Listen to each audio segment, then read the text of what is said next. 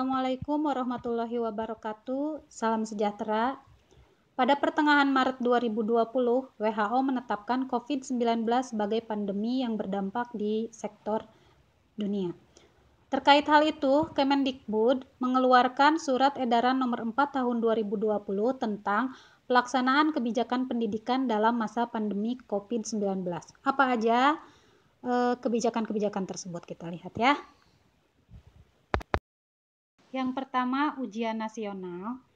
Kedua, proses belajar dari rumah. 3, ujian sekolah. 4, kenaikan kelas.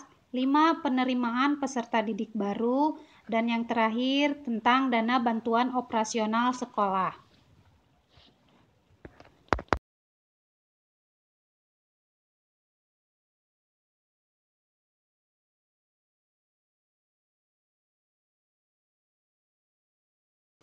Kebijakan yang pertama yaitu tentang ujian nasional. Ujian nasional tahun 2020 dibatalkan. Keikutsertaan dalam UN tidak menjadi syarat kelulusan atau seleksi masuk jenjang pendidikan yang lebih tinggi. Karena kelulusan dalam bentuk tes tatap muka dengan mengumpulkan banyak siswa tidak diperbolehkan. Tidak ada yang lebih penting daripada keamanan dan kesehatan siswa dan keluarganya, ujar Mendikbud. Kebijakan yang kedua yaitu tentang proses belajar di rumah. Pembelajaran daring harus memberi pengalaman belajar yang bermakna.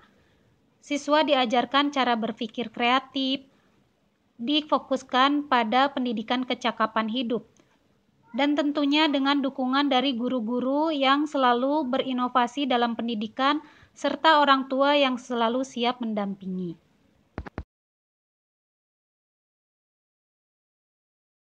Kebijakan yang ketiga yaitu tentang ujian sekolah.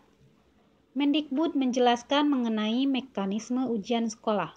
Menurutnya, ujian atau tes yang diselenggarakan dalam bentuk tatap muka tidak boleh dilakukan, kecuali yang telah dilakukan sebelum terbitnya edaran ini. Ujian sekolah dapat dilakukan dalam bentuk portofolio, nilai rapot, dan prestasi yang diperoleh sebelumnya.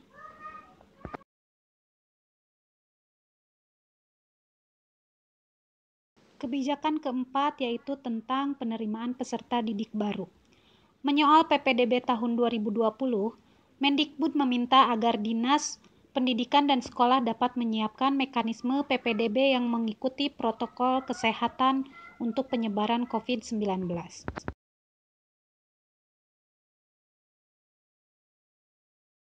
Kebijakan yang kelima yaitu tentang kenaikan kelas, di mana ujian akhir semester dilakukan dalam bentuk portofolio, nilai rapot, dan prestasi yang diperoleh sebelumnya.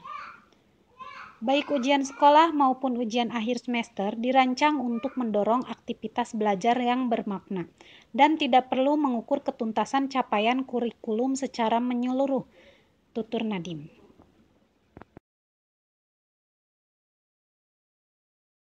Kebijakan yang keenam yaitu tentang dana bantuan operasional sekolah, di mana dana BOS dapat digunakan untuk pengadaan barang sesuai kebutuhan sekolah, termasuk membiayai keperluan dalam pencegahan pandemi COVID-19, seperti alat kebersihan, hand sanitizer, disinfektan, dan masker bagi warga.